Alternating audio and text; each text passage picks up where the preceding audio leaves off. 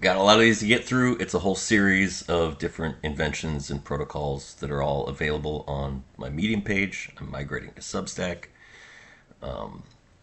Inventors are used to people ignoring them for decades. That's what's been going on. I've talked to a few thousand people, and they love to ignore inventions. So, this one's a really simple policy that people across the political spectrum can agree on. Ban advertising. Outlaw it. No more ads, billboards, none of it. Ban advertising. And you might be worried of if advertising is banned, how are you supposed to learn about products? It's easy. There's a freebie app that shows you the actual measured, independently measured product performance for each product. Verified sellers, verified product performance. And you can just easily search through it to find the product that actually performs the best for what you need. And the way you pay for the operations of that app is that super users, people who have a lot of money and buy a lot of stuff, they can buy in at a tiny fraction of their annual income to have customer support services. Basically, they just say what they need, and there's someone talking to them to figure out what's best for them. They don't have to go search it themselves. They get a lot of money per hour. They want to save their time. They make a lot of purchases, so it's worth it for them to have that service. So that's enough to pay for the operations of the app. It shouldn't be a profitable app.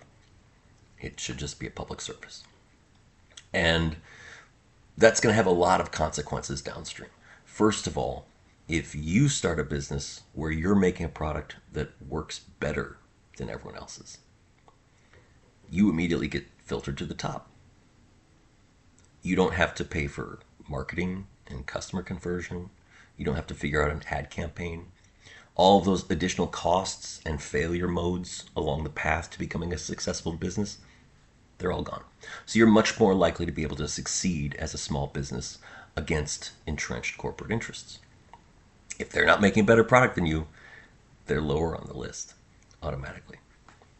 And you would have engineers and scientists doing detailed interviews and longitudinal studies of the product performance. This is an independent review board that's going around talking to people who are actual customers and asking them things like, why did it break?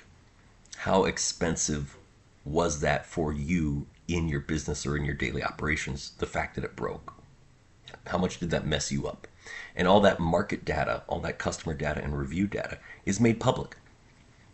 You scrub the identities of the customers, but you're making public that information so every business gets to benefit from that market data.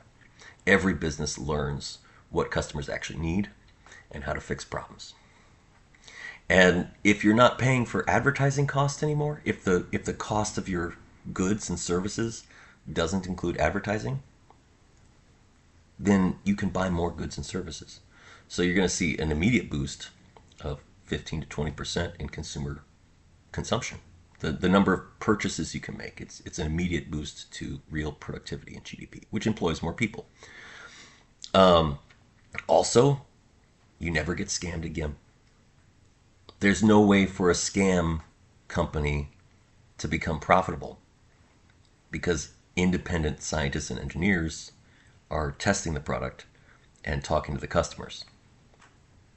That's worth a lot. Never getting scammed again.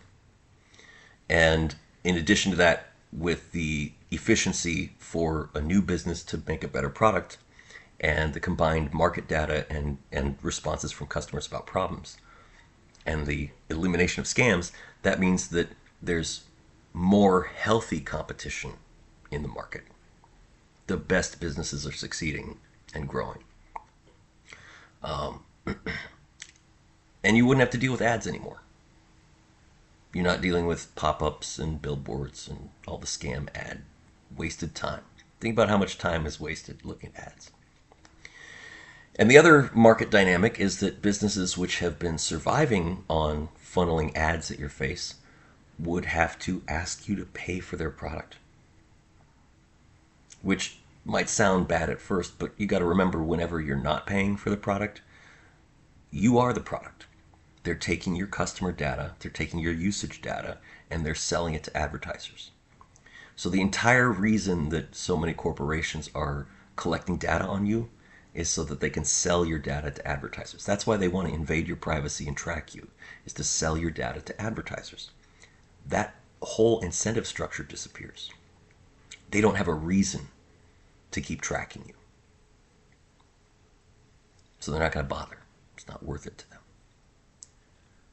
And that's worth it.